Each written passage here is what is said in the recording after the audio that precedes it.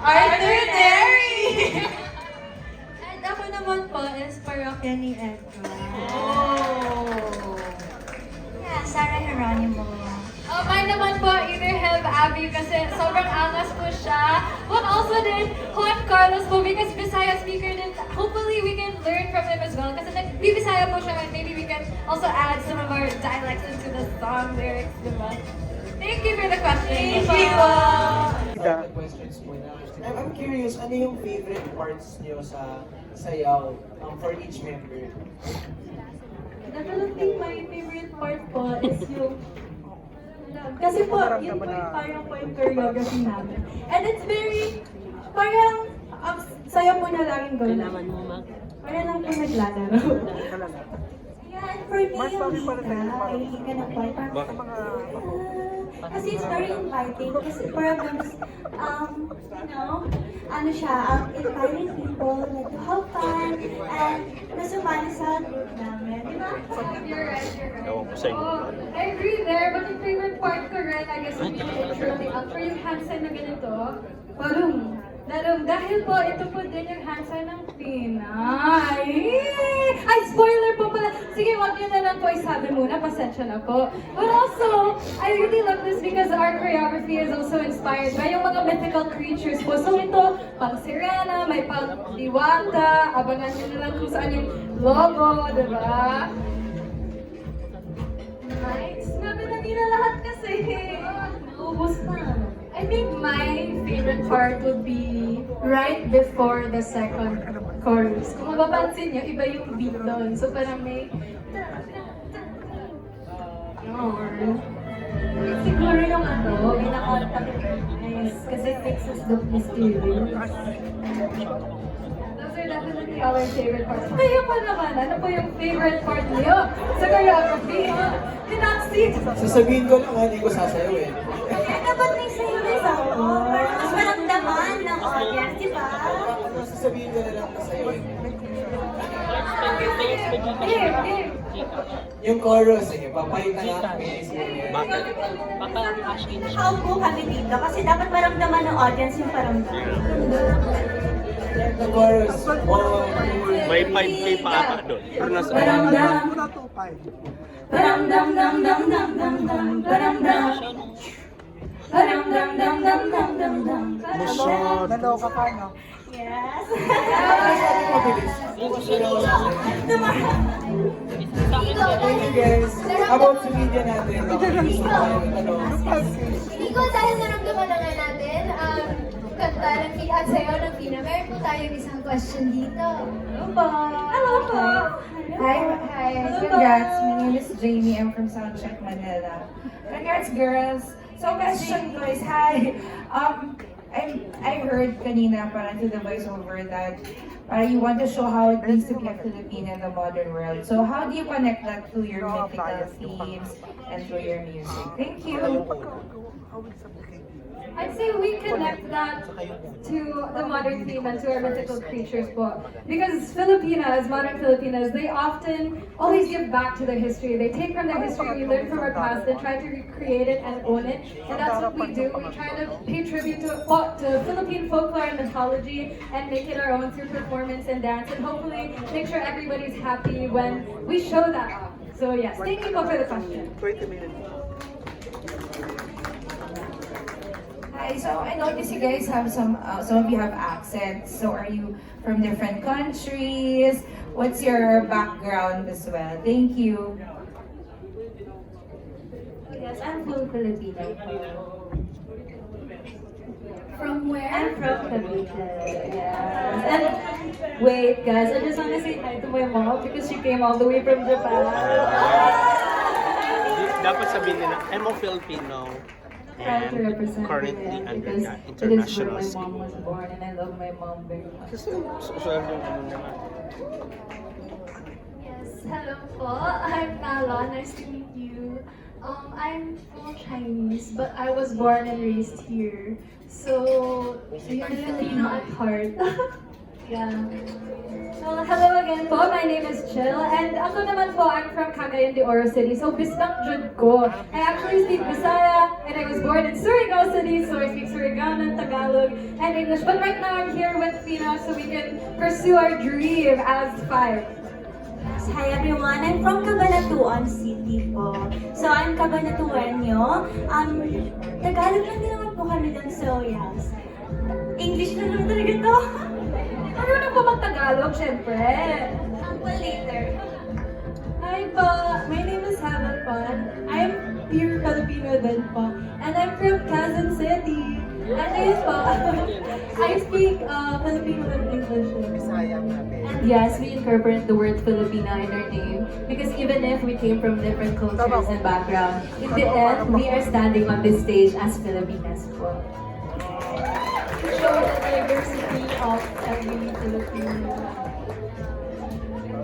Thank you so Thank you much. po. Thank you for that, guys. Would Thank you any so of much. our media friends like to ask more questions? Yes.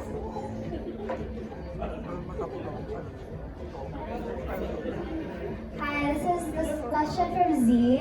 What is your favorite part about shooting the music video that we just saw?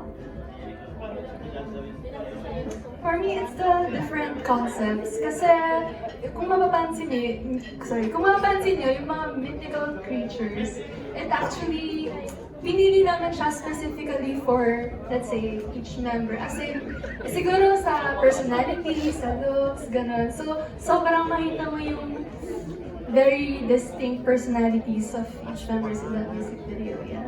That's my favorite part. Ako naman po is yung dance performance part po ng music video namin. Kasi po, fun fact everybody, yun po yung last namin na film. So after po na i-film po namin yun, dun na po na-feel namin yung emotion na, hala, na-film na namin yung MV, magde-debut na talaga kami. Kaya we were so happy and that's my favorite part po of film.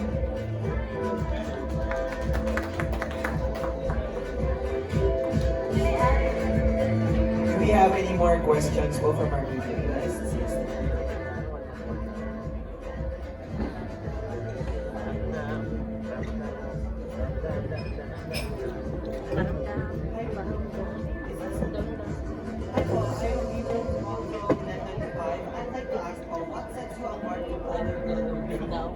Oh, I'm super duper sorry po. Di po kita narinig talaga. Yes. Hello? Okay. I'm Gabriel po from Net25. I'd like to know what sets you apart from other girl groups po?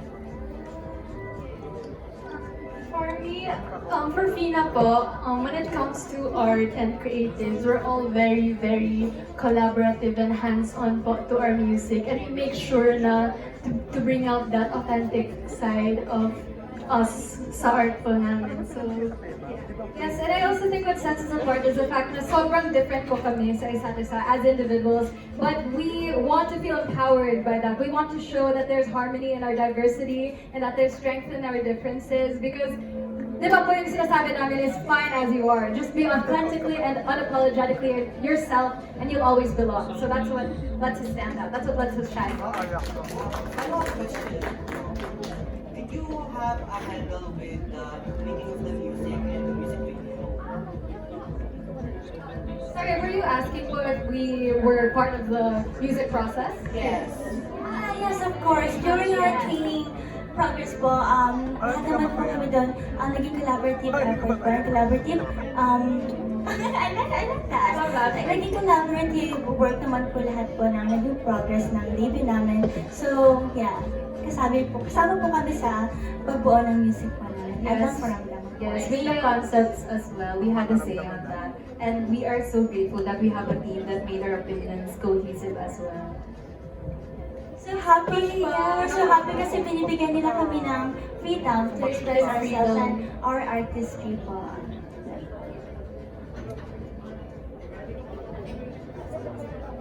Yeah, hi, Chris from One Million PH. So, sino yung can you please introduce us kung sino yung nag-compose sa nag-produce ng Paramdam? And how was it like working with him here? It was very collaborative po with the members and then together with sila Sir Ken Ponce, Miss Au, and Enamena Studios po, and Ate Jika po. So, yeah. And Universal Records. Universal. Yeah. next question po. Gaano ka, can you please walk us through kung sa training niyo naman, who are you training under and for all of these things, and then anong klaseng physical sacrifices yung in-exert niyo for yung mga, I'm sure there's a lot of technical plans na tinaanan. Oo naman po, sa training progress namin sobrang hirap dahil syempre kaming mga trainees dito, may mga estudyante kami nag-aaral and sobrang hirap po sa schedule syempre na i-assign namin na ganitong oras kayo magta-training and haba yung isa. And syempre po, gusto namin na kompleto kami and we want to complete din po every time na magti-training kami. And plus, the training progress din po is yung mga conditioning. Medyo mahirap, syempre, kasi we need to like, yung core namin, yung stamina namin, na mapalakas. Nagpa-plank po kami Yes, lagi. Parang 3 minutes na parang whole song. 20 times na takbo para lang sa paramdam. Ano yun po. Yes, but you know, with regard to our training process, it's so nice talaga because we're here with the 5 of us are super duper dedicated and super passionate. So we really inspire each other. Kahit sobrang haba po, we have a dream, we have a goal, and we really wanted to debut. And finally po nangyari na po talaga. So thank you everybody for coming. So stream para lang! Thank you.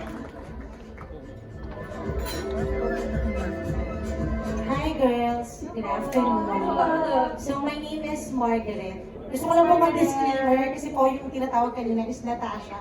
Pero ako lang po yung tumanggap. But, yeah, I'm from P-pop community. So, magiging technical lang ako sa questions ko kasi malamang sa malamang, ito rin ang tatanungin sa inyo or sa inyong record label in the long run. So first is, who is which? Like Sia is the leader, it's Chill is the main dancer, something like that. So can you just walk us through? Well, actually po, we don't have any positions at the moment because we believe na lahat po kami may strengths and we don't really want to restrict ourselves with any boundaries po kasi we just want to keep pushing ourselves and lahat po kami likes to step up and lead in our own way. So we're all just trying to be main dancers and main singers and leaders po. I love it. Thank you. And for my next question, I have 3 lang naman. Mabilis na naman itong sagutin. My next question is, you would like to impart the FINA as the new Pinay. Alam ko, di ba? Yes. Yeah. So, being said, so we all know that there is already a P-pop who also do like the same concept. My question is, what will be your set apart from them? Like, or what will be the common ground as well? Are you also going to make a music with your own dialects, like Cotabato, Cagayan de Oro, as Bisaya, something like that?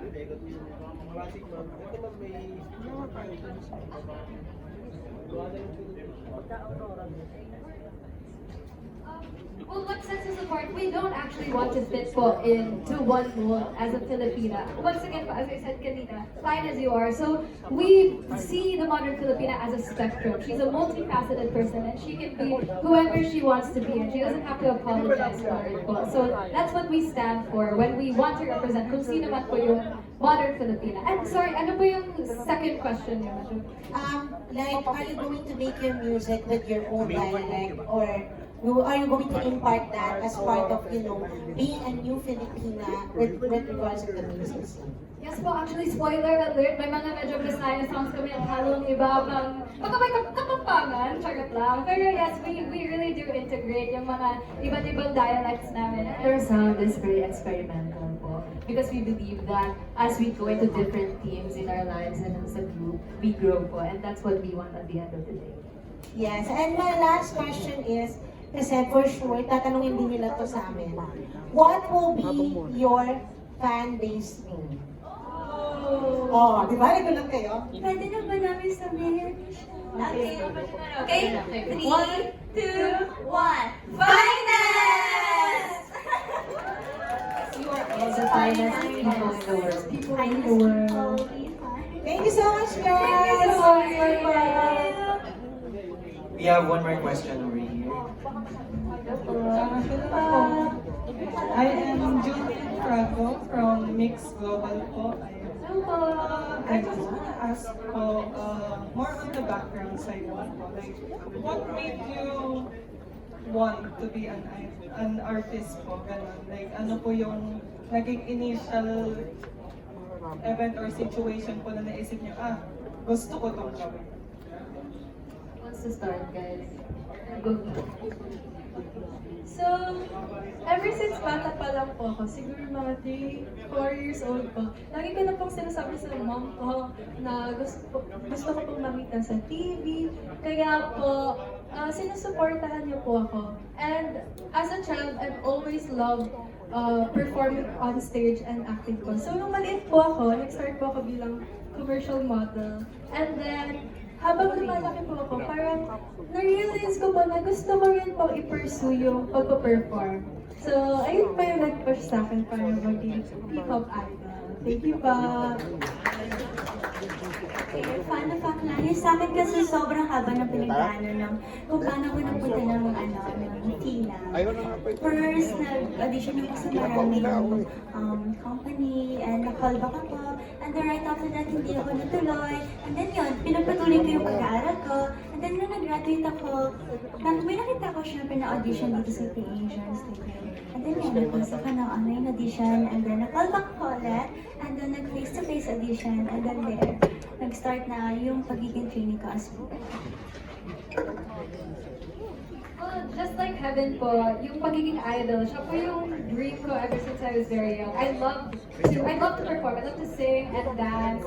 And sobrang ginusto ko po yung idol because they have a platform to share good messages, to be responsible. Because andyan po sila sa social media, all people are looking at them, and I really love to take a stand and just share good messages and positivity. So doon, I always worked towards ang pagiging idol. You know, nag-try ako sa teatro, nag-try ako maging student jockey, but thankfully, thanks to Creation Studios and Universal Records, we were finally able to make this happen. And I was able to do it because of them as well.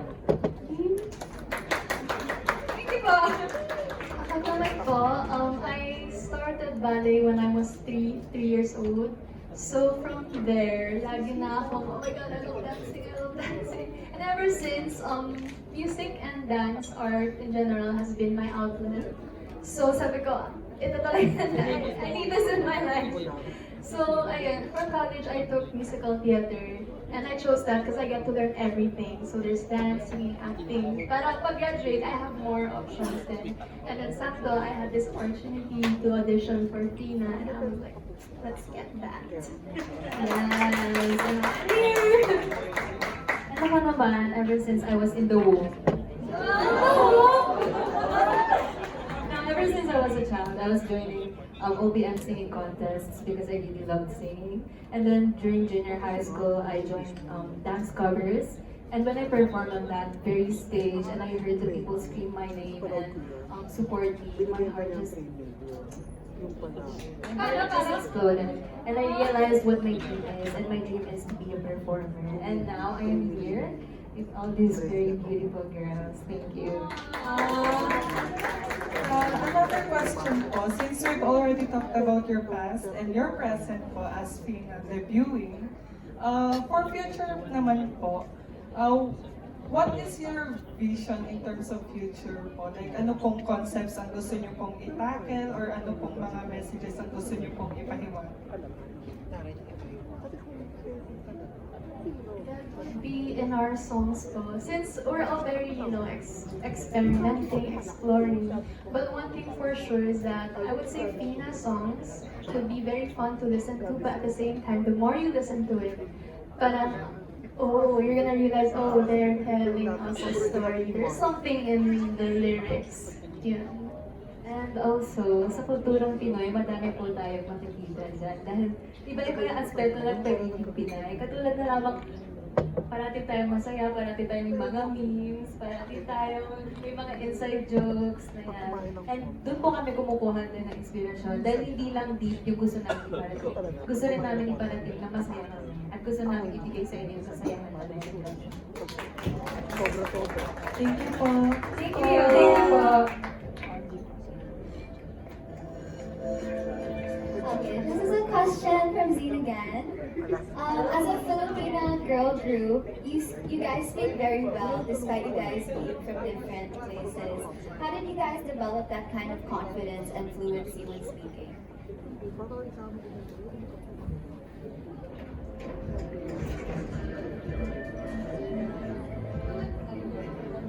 Well, siguro po, a lot of the confidence din comes from the fact na sobrang deep yung chemistry namin. And with them, they actually give me confidence. I think we give each other confidence because we inspire each other. Kaya sobrang parang relax na tayo. So parang, okay, kaya mo na pala to eh. Sorry to be really yun. Like, una pa lang, nung nag-start ako, like, I was a very simple girl. And then because of these women, these confident women, they are a mosaic. I am a mosaic of who they are.